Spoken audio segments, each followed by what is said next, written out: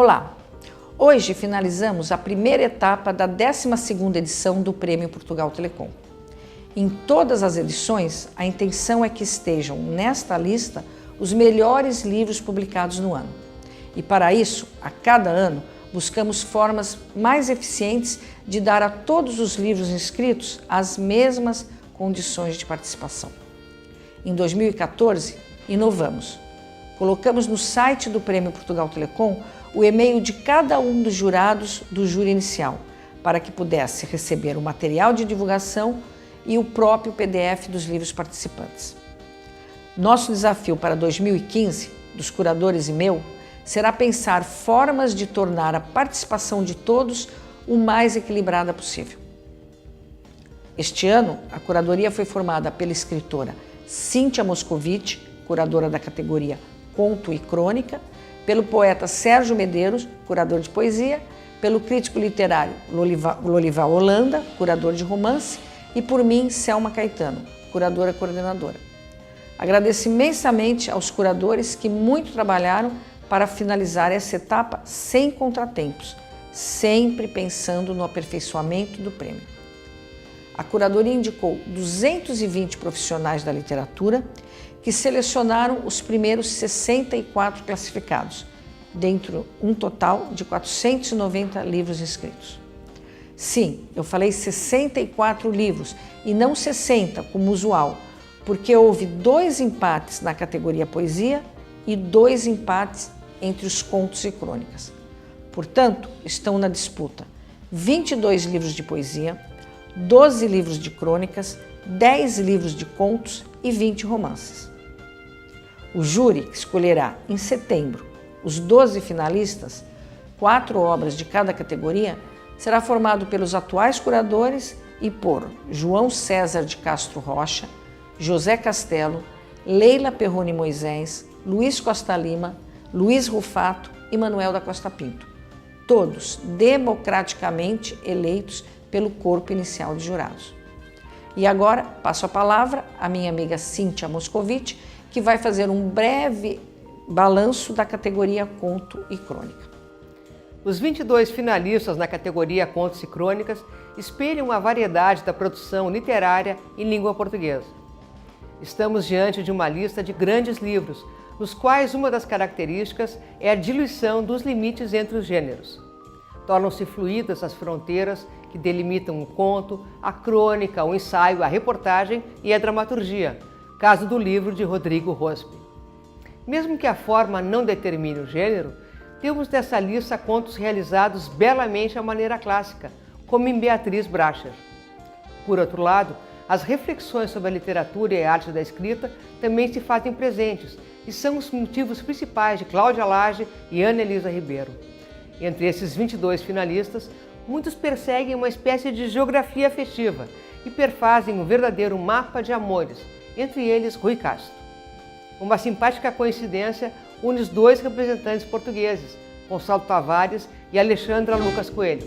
Ambos comparecem com livros de crônicas que são verdadeiras confissões de amor ao México.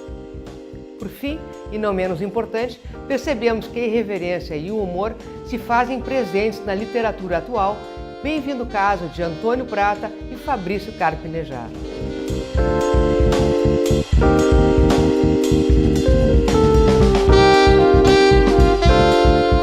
E agora Sérgio Medeiros, curador de poesia, vai falar um pouquinho sobre os livros de poemas.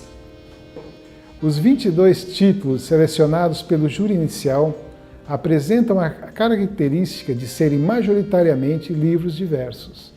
Neles quase não se pratica, por exemplo, o poema em prosa. Os pouquíssimos exemplos dessa modalidade de expressão poética aparecem nos livros do poeta português Gastão Cruz e dos poetas brasileiros Ana Elisa Ribeiro, Alice Santana, Rodrigo Garcia Lopes e Salgado Maranhão.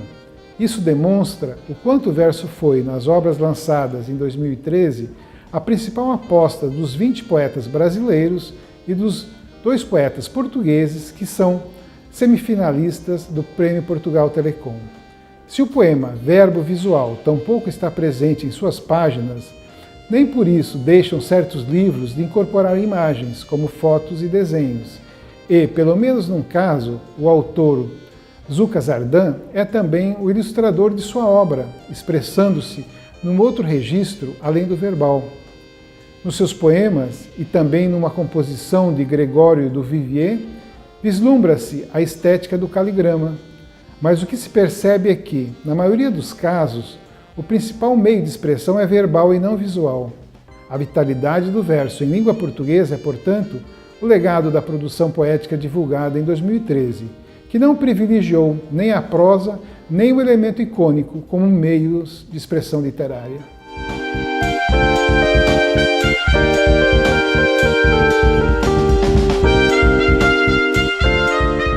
E agora o curador de romance, Lorival Holanda, falará sobre os romances classificados no prêmio.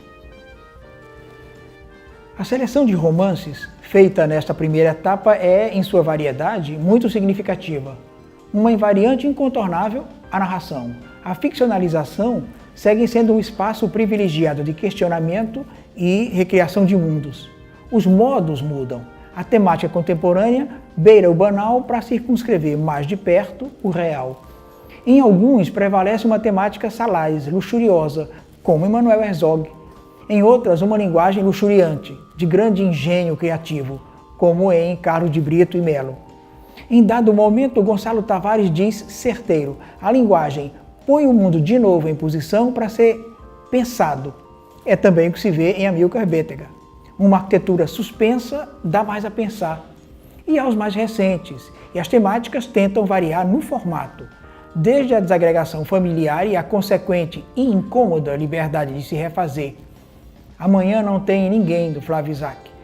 As experimentações do Marcelino Freire, estreando narrativas mais longas. Assim, os romances da safra atual podem deixar perceber as tonalidades desse tempo. Os romances resultam uma câmara de ecos, de quase vertiginosa variação de pontos de vista e de vozes. Portanto, a literatura vai bem, obrigado.